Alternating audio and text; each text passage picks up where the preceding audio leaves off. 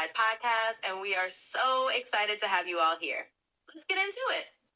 All right, everybody, as y'all already heard, that's my co-host Roxy.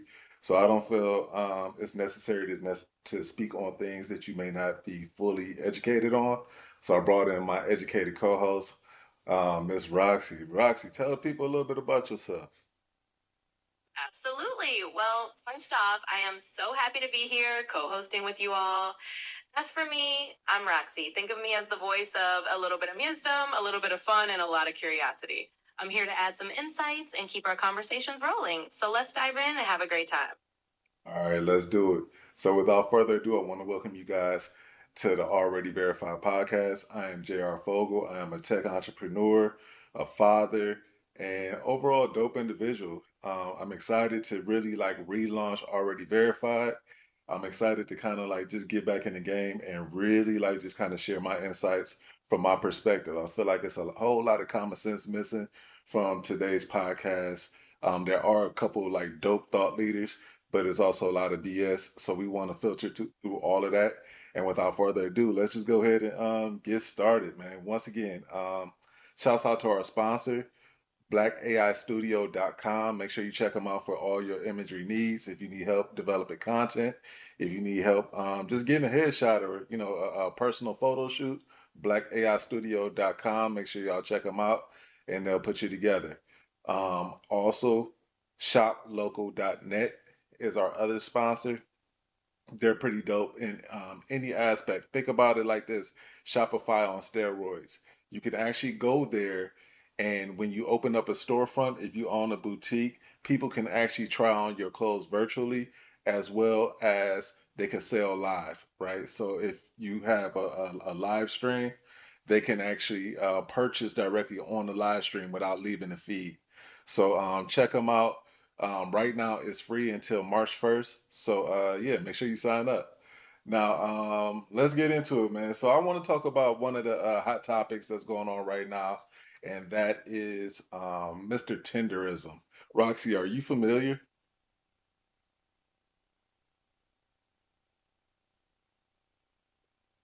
Roxy, you there?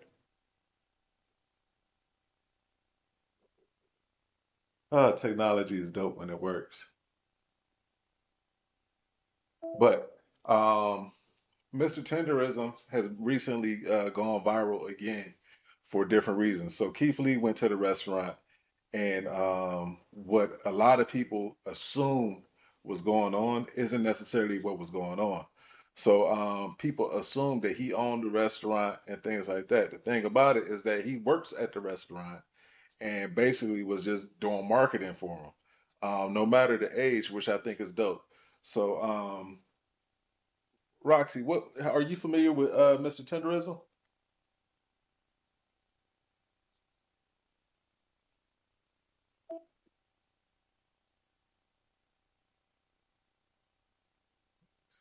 Roxy, are you familiar with Mr. Tenderism?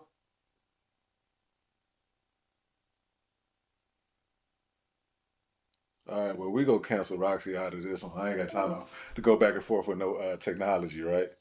Um, so look at it like this, right? We thought that he owned the spot. He doesn't. Now, the thing about black folks is this: you have to understand a couple different things. A, you got to understand business. B, you also have to understand lifestyle, right? These are two totally different things. When you think business, think about your job. If you really like want to be good at your job, you're supposed to go the extra mile.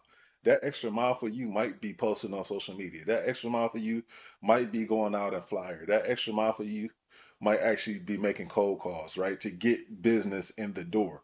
The ultimate goal is to get business in the door. The issue that I have with us and our culture is a lot of us don't really understand business and we're horrible employees, so we look at things through a lens of being a horrible employee, right?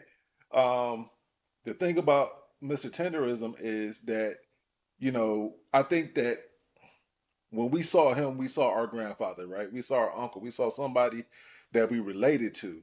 The issue comes in that is where we assumed, right? People assumed, and now they don't want to take responsibility for their assumptions. And that's the hard part, right? Where you assume that this man owned the restaurant, but he doesn't. You know what I'm saying? There's a white guy that owns the restaurant. Now, when Keith Lee went, Keith Lee didn't say anything negative. He actually had great things to say. My issue is that when Keith Lee was there, he went in to go tip. And I actually met Keith Lee when I was in Dallas recently. And solid guy, man. Like we had a great conversation just about tech. But my issue is that just from a business standpoint, when Keith Lee went, he went to go tip Mr. Tenderism, you know what I'm saying, 4 grand, which I feel like, that man probably needed, right? Um, and they wouldn't let him do it. Security wouldn't let him do it. Security at a damn barbecue spot wouldn't let him go in and tip. Now, this is where the other stuff comes into play, right? The other stuff is lifestyle. And when you understand that, like, I have to look up exactly like where that restaurant is at. But when you think about the owners being white, the employee being black, you get this whole demographic kind of thing going on. Now,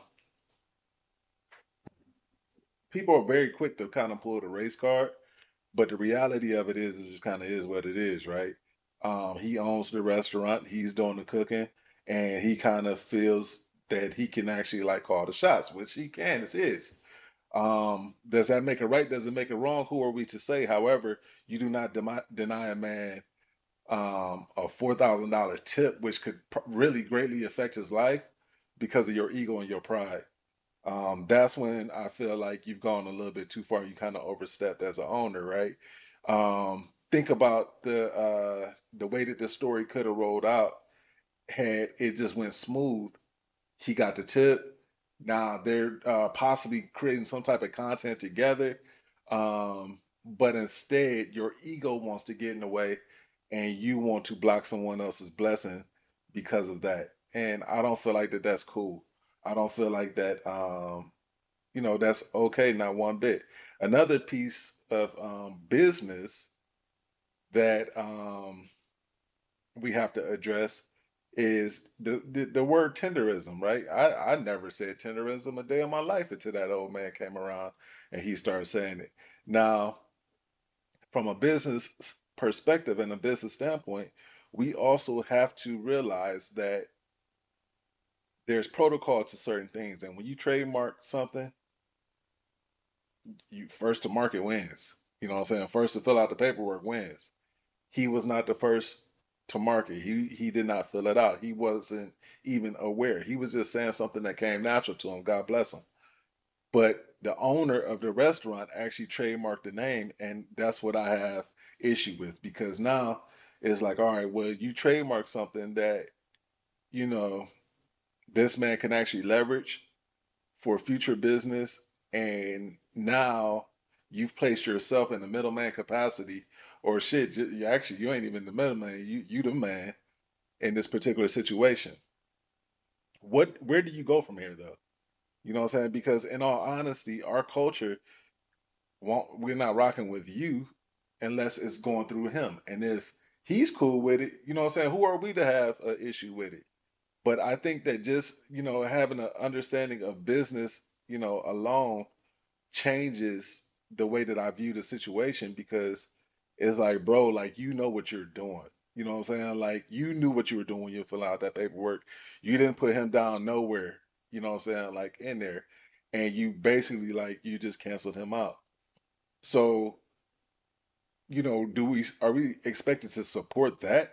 You know what I'm saying? Like, or, are at some point do you get held accountable, right? Now, us holding you accountable then affects him because this is the issue that I have with black folks. This man doesn't own anything, right? Mr. Tenderism. He doesn't own it. He doesn't own the restaurant. He doesn't own the term. So now what happens, right? Let's say we hold the restaurant owner accountable, we boycott and we don't go no more, right? Mr. Tenderism gets affected because now his paycheck gets hit, right?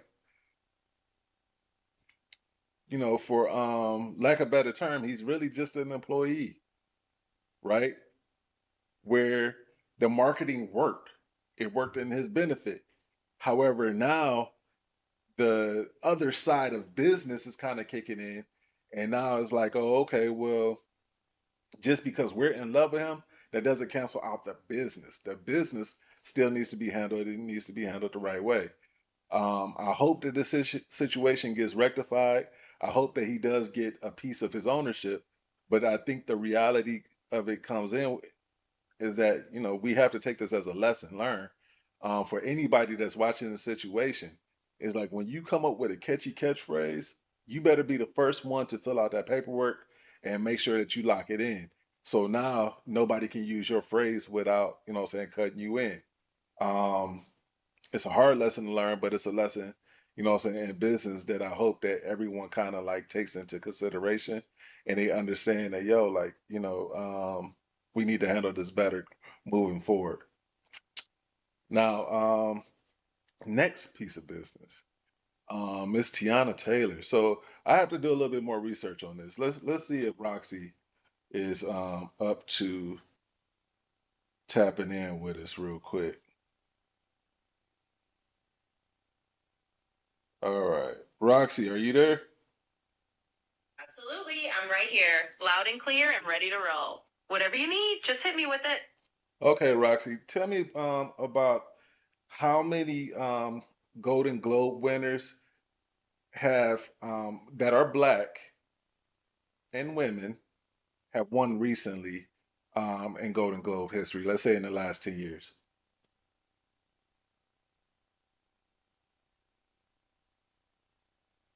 Roxy, you dirty. Roxy, are you there?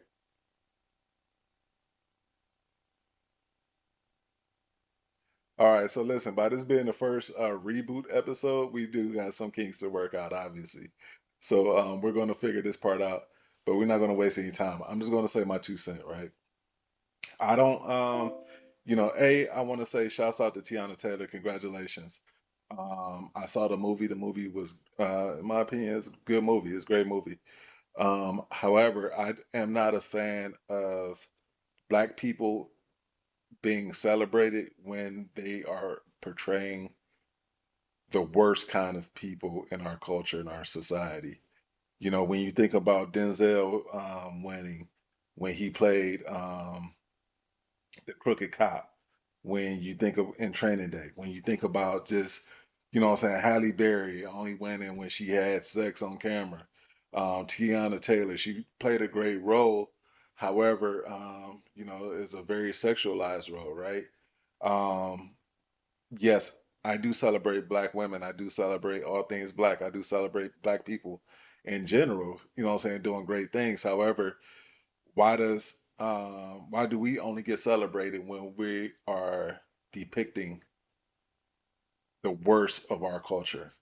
You know what I'm saying? That's my question.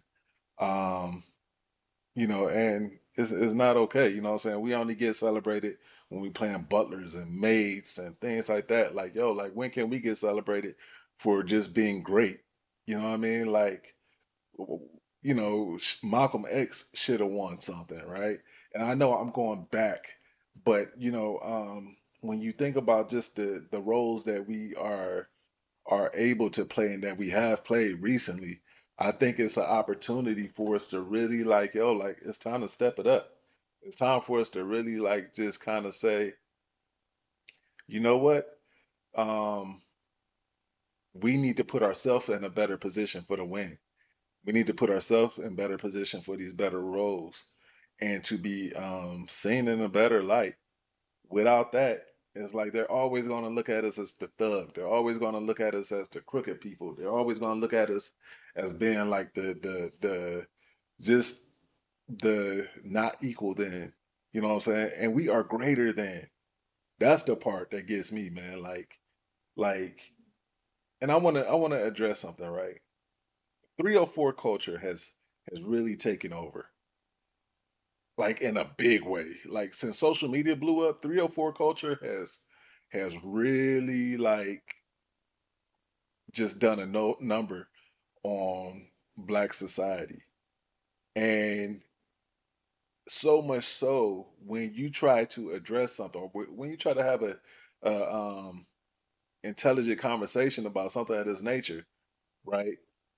The 304s stand up and they get defensive about it, bro. Like,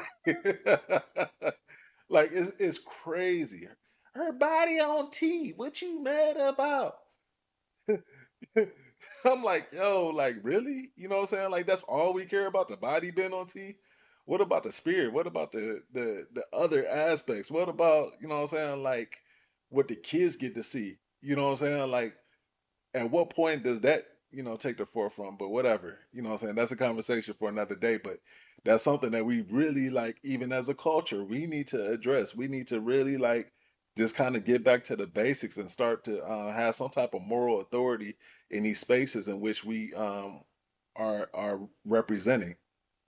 You know what I mean? If I'm on camera, then maybe I should be more conscious and hold myself to a higher standard. So when people are viewing this, they take me seriously. You know what I'm saying? I'm not trying to be over sexualized. I'm not trying to just be objectified. I'm actually trying to educate. You know what I'm saying? I get it. You know what I'm saying? Like I was thinking about this term last night. A spoonful of sugar helps the medicine go down. Man, listen, sugar causes diabetes too. And I need y'all to think about that, man. Like at some point, we just need to take the medicine and get better. We sugarcoating too much and the message is getting lost and nobody cares. Nobody's even paying attention. There's a lot going on in our culture and our society right now, and nobody's really like standing up and saying anything. We're going along and getting along. We're doing everything in our power not to fight back. And that's going to be our downfall. You know what I'm saying? So if we're not careful, then we're going to be the victims. And then what? You know what I'm saying? Like the stuff that's going on in Minneapolis, man, like crazy, man. It's just like it baffles me the level of ignorance that is displayed by the other cultures. You know what I'm saying? I use that word loosely because they don't really have no culture. But when you hear just the dialogue and the hatred that's spewed, and then the fake authority that has been given. It's like, yo, like who are you, bro? Like when are y'all going to be forced to take a real look at who you genuinely and truly are and be forced to deal with that shit because it's that shit that's causing the bigger problem here. You know what I'm saying? Like, but I pray that people's families are going to be able to come back together and that this time frame that we're in right now will pass, and things will get better. Just the reality of it is, I don't necessarily see it being better without some bloodshed, without somebody like standing up and we having to really like band together and force a change. Um, once again, but these are just my thoughts. You know what I'm saying? Like, I'm open to dialogue, but I'm stating things from where I'm seeing, our culture and everything just shifting, and I don't see anything positive going on right now that is really like worth really shedding light on. You know what I'm saying? Like we are all fighting some type of level of depression. And I pray that we kind of like figure this shit out, man. Like, you know what I'm saying? It's just weird. It's a weird energy. Leave a comment below. Let me know, you know what I'm saying? Like if I'm tripping. Let me know if, I'm thinking about this way too much or I'm going way too deep. Or maybe if I'm out of line. But I feel like, you know what I'm saying, white, black, blue, green, we are all fighting something and nobody wants to admit it. Nobody wants to like stand up and say, "Hey, hold on, man, like that ain't right." You know what I'm saying? Like what happened to that? Like since when did that part become, what I'm saying, like wrong to do? Like in school, I was the guy that stood up for the people getting bullied. You know what I'm saying? I didn't like, what I'm saying, bullies, bro. Like nigga, we get bang. You know what I'm saying? I love fighting. Like it's a thing of mine. But you know what I'm saying? Like, bro, like let's go. Like let's just fight over it. You know what I'm saying? Like you want to bully somebody, bully me. But since when did standing up to the bully become a bad thing, man? Like since when did fighting for the little guy become a bad thing? Like fighting for the little guy was like just the bare minimum that you can do. You know what I'm saying? Like we have to like really like we got to do better, man. Like we have to start putting ourselves in position. We need to get to the polls. We need to start fighting to change legislation. If we're not doing any of that, then what are we really doing? You know what I'm saying? Like we fly, we fresh, and the body's cheap. And like what does any of this really mean in the grand scheme of things? Last but not least, man, I want to talk about weed, man. Like I don't know, man. Like I rarely smoke. But when I do, I like a nice clean smoke, right? I'm done smoking. Listen, I went to a dispensary, right? And I grabbed some from dispensary and yeah, man, I felt like I was about to have a heart attack, bro. I really felt like I was afraid to go to sleep. You know what I'm saying? Like I don't know what they doing to this weed. I have no idea, but there is something different about this strain of weed, and I caution anybody that's buying stuff from these smoke shops or these dispensaries to just be careful because there's something in it that is not agreeable with your body. There was a young lady that actually passed away. I just saw this recently, right? Lady, young lady passed away, man. She got too high. When is the last time that you heard anybody getting too high off of regular weed and just dying? She passed away in her sleep. Now, at first, I was going to call it BS until I had my episode, and then I realized exactly what possibly happened to her. When I had my episode, I felt like my heart stopped beating in my sleep, and I jumped up.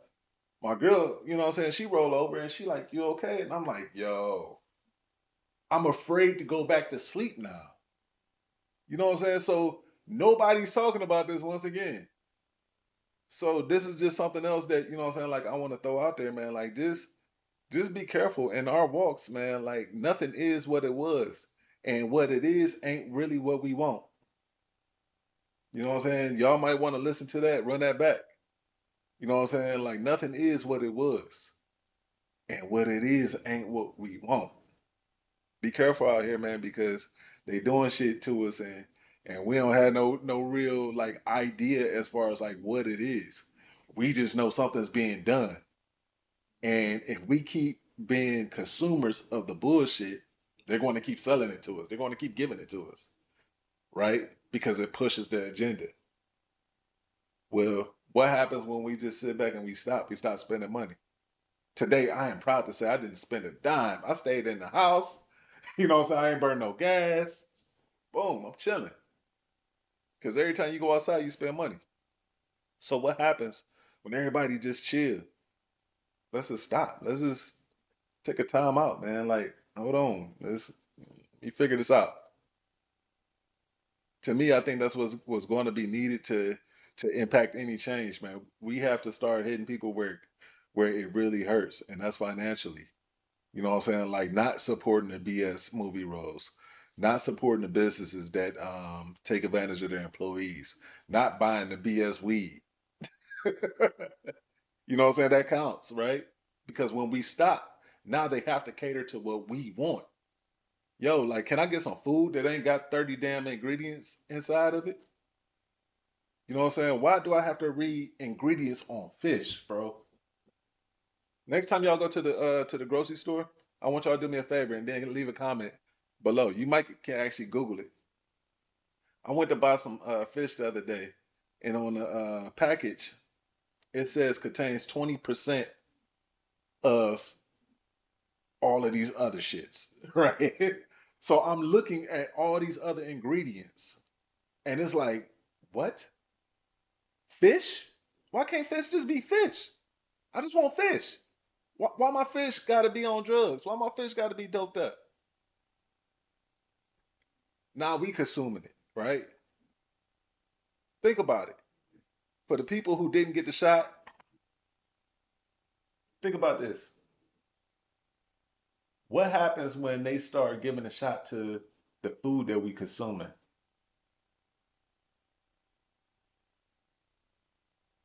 then it's kind of like we took the shot anyway, right?